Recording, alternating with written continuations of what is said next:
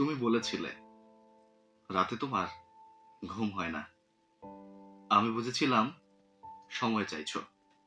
তুমি বলেছিলে আকাশে কি মেঘ করেছে দেখো। আমি বুঝেছিলাম তোমার মন খারাপ।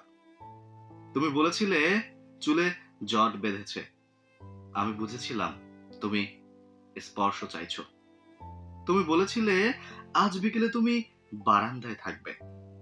আমি বুঝেছিলাম সাক্ষাৎ চাও। তুমি বলেছিলে ঠোঁট ফেটেছে। আমি বুঝেছিলাম চুমু খেতে চাইছো। তুমি বলেছিলে অঙ্ক ভালো লাগে না। আমি বুঝেছিলাম তুমি কবিতা ভালোবাসো। তুমি বলেছিলে আজ তাড়াতাড়ি ঘরে ফিরতে হবে। তুমি বলেছিলে এই হুটহাট দেখা করা, অসময়ে ফোন করা আর তোমার ভালো লাগছে না। আমি বুঝে গিয়েছিলাম তুমি বিচ্ছেদ চাইছো। হ্যাঁ, আমি বুঝে গিয়েছিলাম।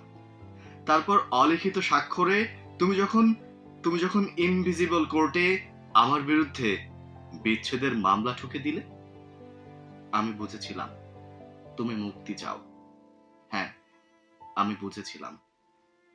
এরপর এরপর সব বুঝে যখন আমি দার্শনিক, সব মিটিয়ে তুমি যখন অন্য কারো ঘরের শোপিস, একদিন একদিন আমাদের দেখা হলো। তখন তুমি জিজ্ঞেস করেছিলে কেমন আছো। আমি বুঝে গিয়েছিলাম তুমি ভালো নেই। আমি বুঝে গিয়েছিলাম তুমি ভালো নেই।